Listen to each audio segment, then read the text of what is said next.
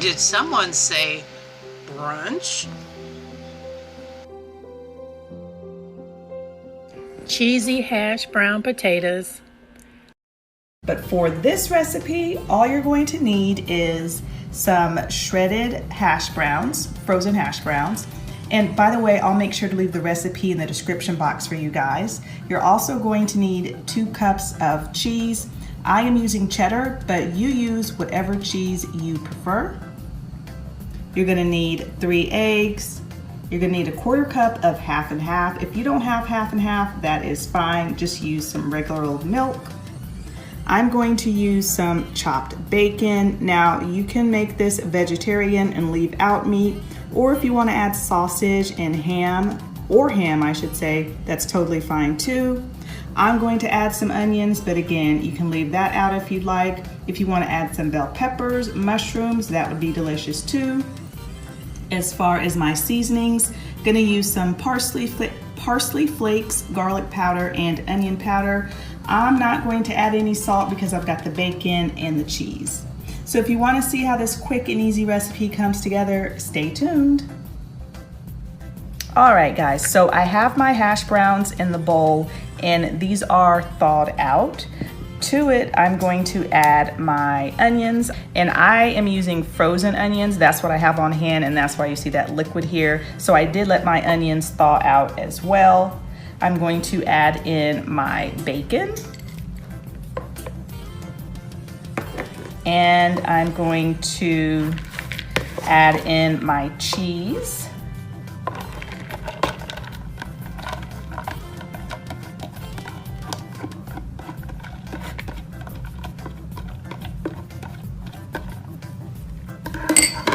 I'm just gonna stir this. And I'm going to add in my half and half and my 3 eggs. And now that I have that all stirred up, I'm gonna add my seasonings. I've got some garlic powder here and my onion powder. And my parsley is mostly just for some color.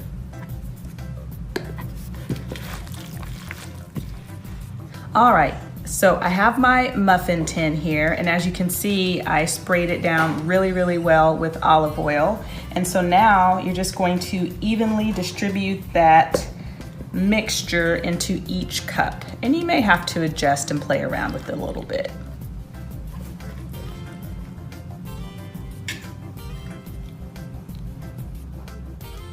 Okay, I've got my muffin tin all filled up, and now I'm going to pop this in the oven. I have my oven preheated to 350 degrees, and this is going to cook for about 35 to 40 minutes or until these are nice and golden brown. Okay, so here are the hash browns, and I ended up baking these for 35 minutes. You'll do best by letting these cool in the muffin tins for about 15 minutes before you try to remove them. And so I cut one open so that you guys could see the inside, and here it is in all of its nice and cheesy goodness. The potatoes are nice and tender. We plan on serving ours with ketchup for my husband and some sour cream. These will keep in your refrigerator in an airtight container for about 3 days. All right, so I hope you guys enjoyed this video. If you did, please make sure to give us a thumbs up and make sure to check out all the other quick and easy breakfasts on our playlist. Thanks so much for watching, and we'll see you guys next time. New Orleans style beignets.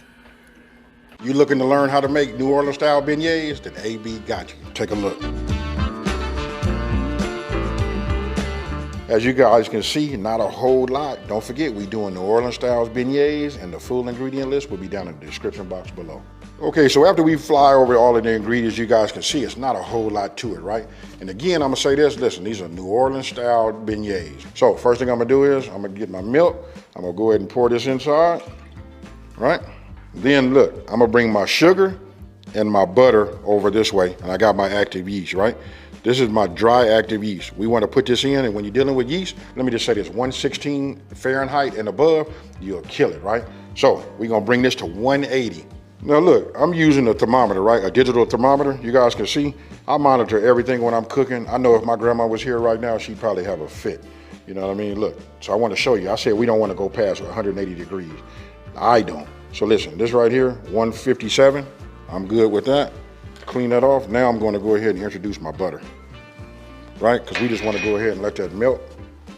I suggest you guys, if you're like new to like cooking or whatever, and especially I treat this is like baking almost. You know what I mean? So look, do everything and do it slow. You know what I mean? So you want your flame on the bottom to be a little slow, low. You know what I mean? That way you don't have any problems, right?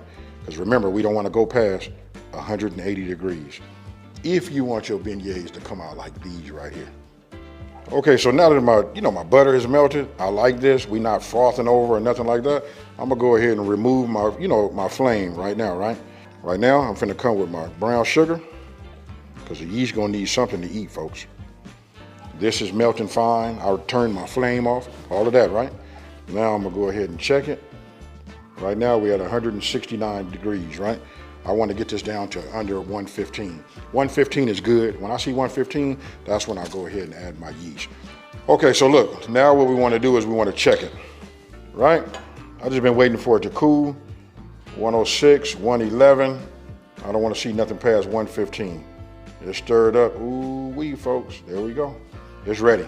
Now I want you guys to pay attention to this part right here, right? So let me go ahead, tap it a couple of times, right? Bring this over. There we go. Now I'm gonna tell you guys so you know if it's working or not. I'm gonna go ahead and give it a little whisk. You want it to get in there, you want it to eat them sugars, right? Once I get it stirred up, and what I wanna see is, I wanna see it become like frothy, on the top. Almost look like some bubbles or something like that, but frothy, it's gonna look just like it sounds, right? So we'll just wait. I'm gonna say about 5 minutes, and then after that, we're gonna move over to the next step. And then eventually we're gonna get in this refrigerator, we're gonna wait a little bit, and then we're gonna get to the good part, and that's putting them in that grease, baby.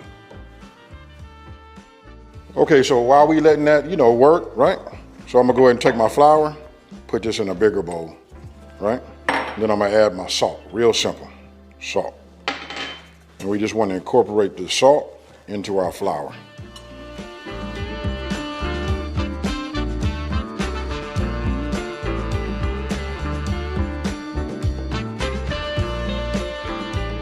Okay, so look, you see that right there? It looked like it got like a topping on the top, right?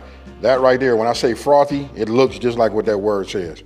You know what I mean? So look, that's it right there. So I'm just gonna go ahead and do it. And when I do it like that, it kind of like remind me of having like a root beer float, Now, I'm gonna go ahead and add my vanilla extract, right? So put it in like that. Now we go ahead and add a little bit of this in here. You guys gonna thank me by adding this cinnamon. Now don't forget, the full ingredient list will be down in the description box below. And I want to give a shout out to Kenneth Temple. You know what I mean? Listen, help me bring my beignet game to what it is today. Hey Kenneth, I see you. And don't forget, we still got that date, man. All right. Now, after we got everything in here, right? I want you guys to come and look at this. If you look, I'm doing it with a whisk. I just want to show you it's not as liquefied as it was when you just have the milk. But once you add the egg, and all the rest of your ingredients, you can see it's a little bit on the thick side. Oh, and here's a pro tip. If you guys want them to be a little bit light and airy, if you guys get yourself, a sifter, you put your flour in there and just hit it. What you're doing is you loosen it up and to keep it from being so dense. So now this has been cooled. This is ready. Now we just go ahead and put this in here just like this. You can make the little indentation. Some people do. But for me, I'll do it just like this. And I ain't gonna lie to you, sometimes I do that too. Now, I'm gonna go ahead and this is why I have my spatula right here. I just do it like this and I just start mixing and doing a little fold over, just like this. And if you guys notice, look how I just rotate my bowl. I just keep doing it. These are just like different techniques that I like to share. This helps me, maybe it'll help you. If you guys have a better way of doing it, let me know. All right, now I only use this spatula so long because after this flour gets incorporated with our, our wet mix, then it's gonna start becoming like dough and getting sticky, and that's when we get in there with our hands.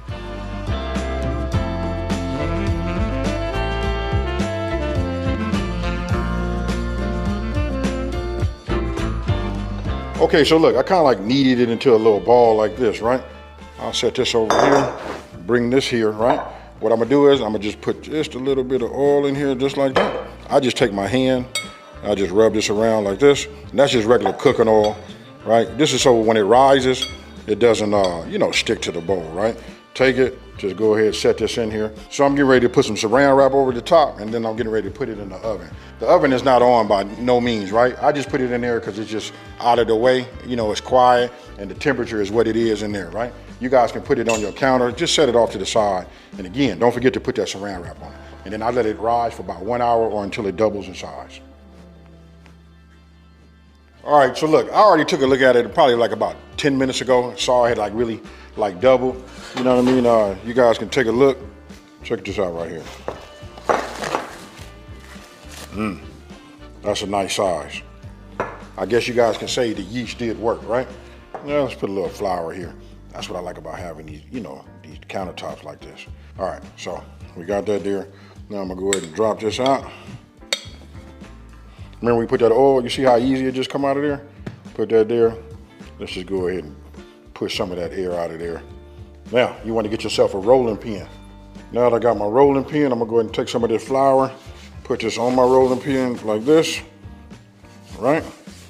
Now, you want to go ahead and just roll it out. I'm gonna roll it out like this and bring it back. Just start rolling it out.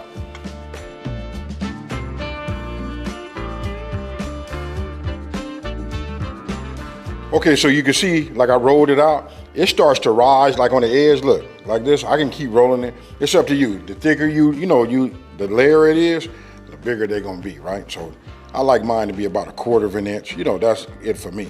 You wanna heat your oil up to about 375 degrees. I got a little bit hotter than that. I'm letting that cool right now, so I'm just gonna go ahead and just cut these down like this. You know what I mean? We just set that off to the side. Now it depends on how big you want your beignets to be. You know what I mean? That'll determine how wide you cut them, right? So the wider they are, the bigger they are. Okay, so I like my temp. I'm right at about 375 to 380. Now what you want to do is just go ahead and grab them. You put them in and just drop them in. You know what I mean? I drop them in and I keep them away from me though, folks. You know what I mean? We don't want to catch no splatter. Then if you keep looking at them, they start rising right in front of you. Look at how they turn into like little pillows.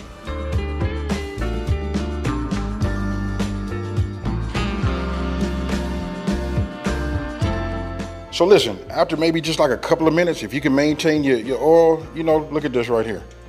Look at that right there, folks. Look, this is what you want. Nice. Whew. Don't forget we hit a little bit of that cinnamon in there too. It's ready. Look at the color, folks. You really want to just cook them to the color. If you got your oil at the right temperature, they come out fine, just like that. When you reach this color right here, you're good. So I'm gonna go ahead and make a couple of more, and then I'm gonna go ahead and sprinkle that ooh-wee on them.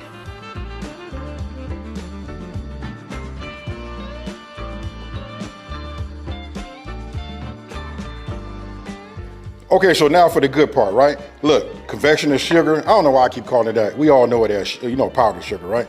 So now we load it up. Just go ahead and put a couple of these in here like that.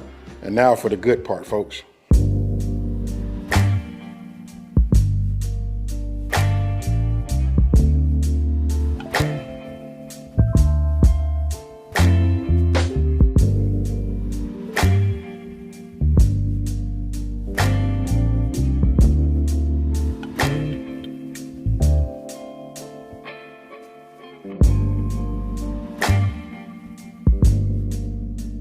Hey, so you see how it comes out. Look, they're super easy to make, you know what I mean? And it's probably in my top 10 video requests. Everybody want to know how to make a New Orleans style beignet. So here we go. I'm getting ready to do something extra. Give me a couple of weeks and I'll show you, and check it out. We're going to do that outside on the grill. All right, so with that being said, I'm finna just take one of these right here. These bite size. Instead of me, nah, I better get a big one. I know you guys want to see what they look like in the inside. All right, so cheers.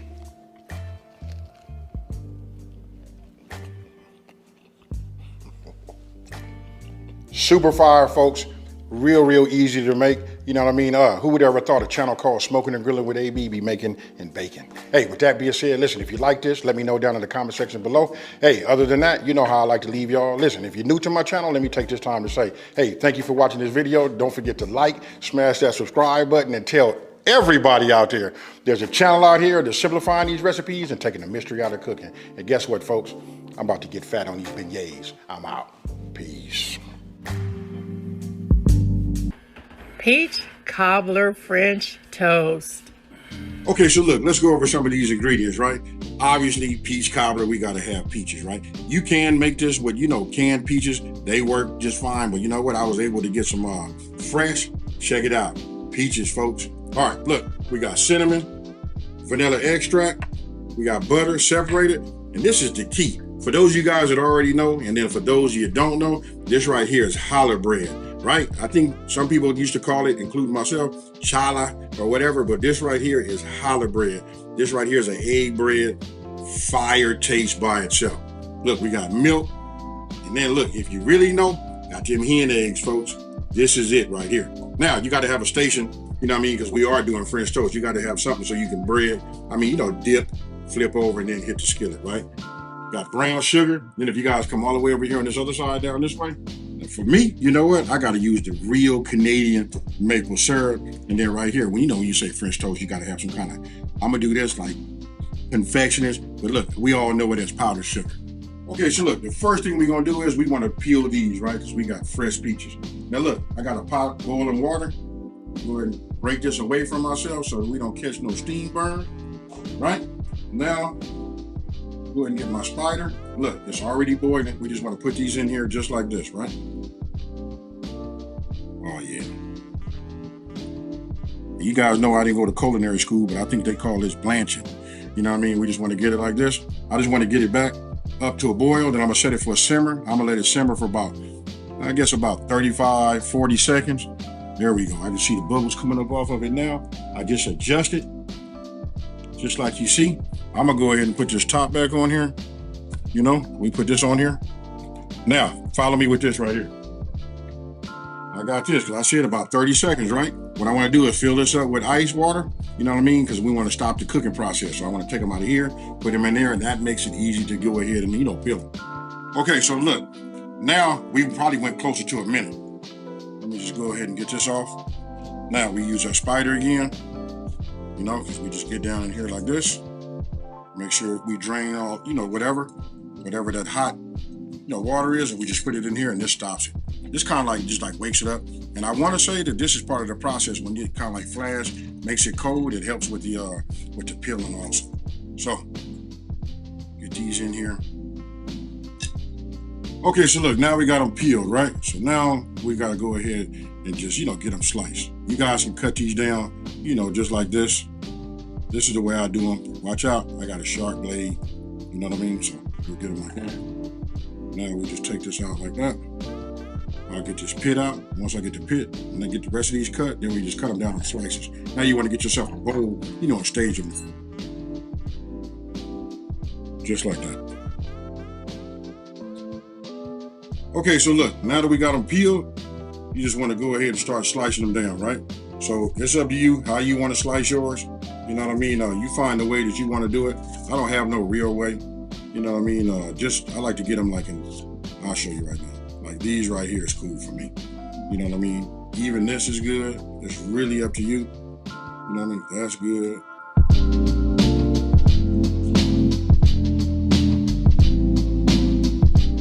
Okay, so look, you just saw me put the peaches in, right? Go ahead and get this ready. Look, I'm starting to bring up, my pot, my saucepan, I'm bringing up some heat, right? So look, now you want to take your butter, just drop this in here just like this. We want to let this melt. Look, because we're finna soften these up just even more, and then we're finna put a whole lot of goodness in it, right? So, let me go ahead and get this to melt just a little bit. As it's melting, I'm gonna go ahead and just add half of my vanilla extract, right? We're gonna hit it with a little bit of this cinnamon. You see that right there? You can see how you see the cinnamon. You can see this butter starting to melt, work its way on down right there. Tell me your brain ain't sending a signal through your mouth telling it to salivate. All right, now we add our brown sugar. Can you guys say goodness, folks? I guess it wouldn't be fair if I said, can you smell what I'm cooking? All right, so take a look. That's what we're working with, folks. Let me give you some ooh-wee. Should I cue that music?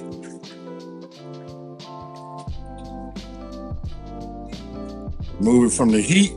I'll put this on the stove right now, and then we finna start getting everything ready for that French toast.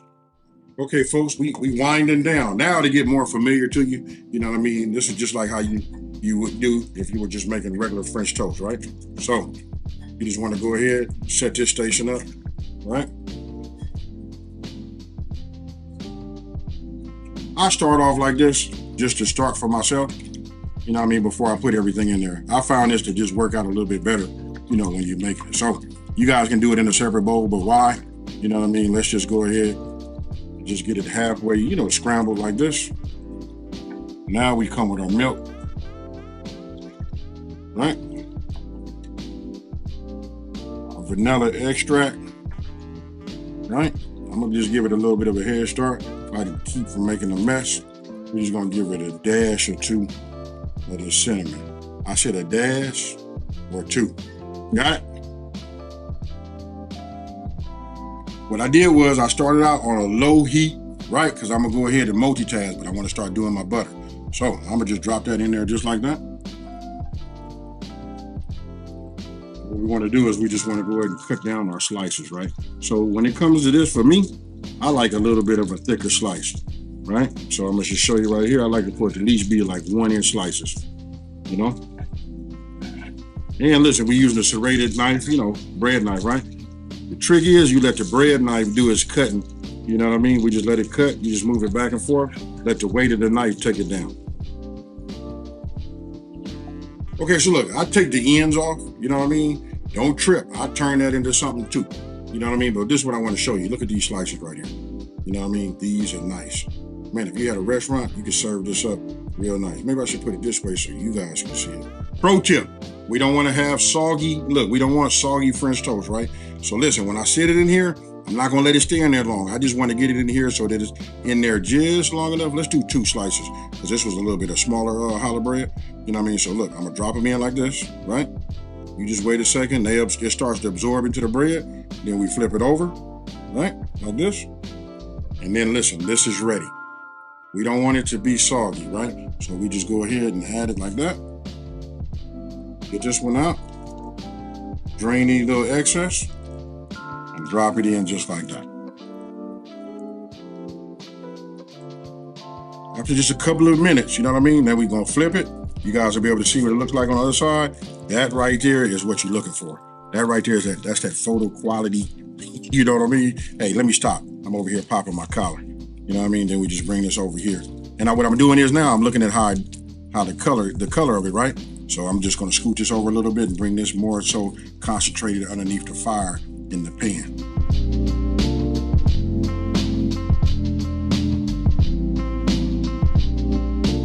These are ready to come off. I'll put this here right now and I'm gonna fix it so you guys can look underneath the bottom of it. If you look at that right there, that's what we want, folks. So we'll take this and we'll just place it right there.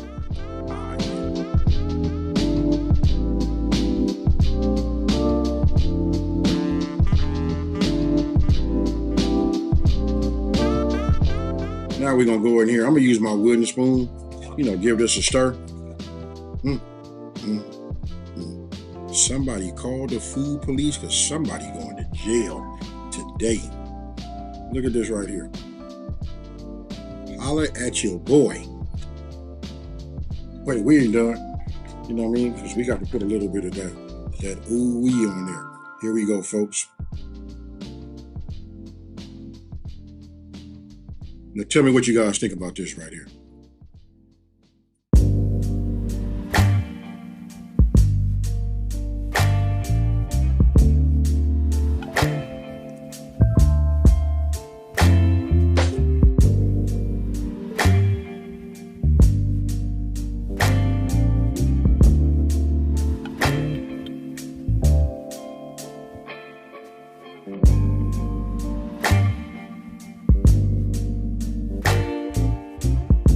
Check it out, folks.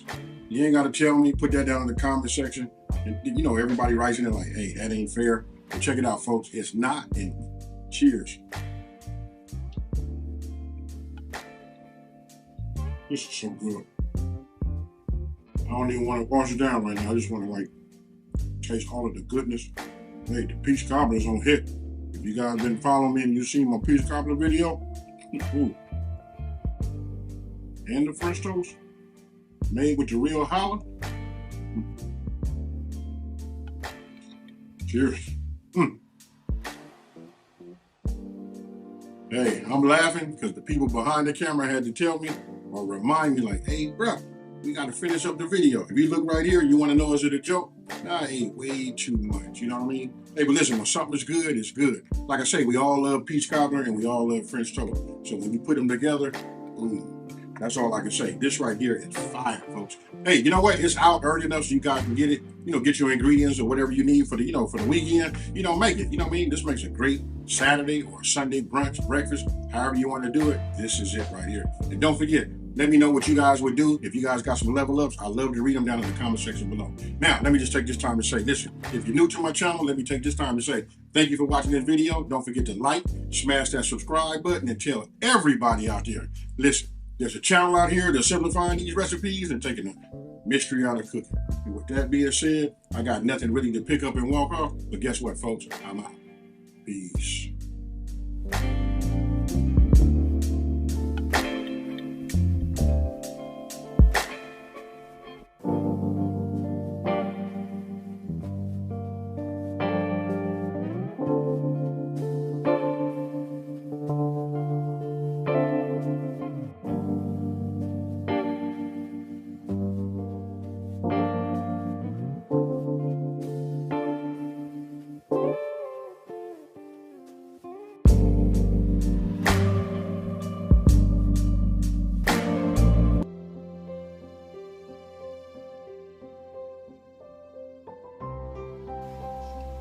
The Tabernacle Baptist Church of Dayton, Ohio is searching for a pastor. The complete position description can be viewed at www.tabernacleofdayton.org. The desired candidate must be a licensed and ordained minister in the Baptist faith, have a degree from an accredited seminary, a doctorate in divinity preferred, a minimum of 5 years experience in the clergy, effective written and verbal communication skills, a demonstrated ability to engage diverse groups, embodying a spirit of diversity and inclusion, and the ability to lead collaborative teams. Interested candidates should submit a letter of interest, a resume or CV, copies of all degrees and certifications, a copy of an ordination certificate, and evidence of State of Ohio license or licensure eligibility. Applications may be mailed to the church and should be returned by June 1st. No phone calls, please.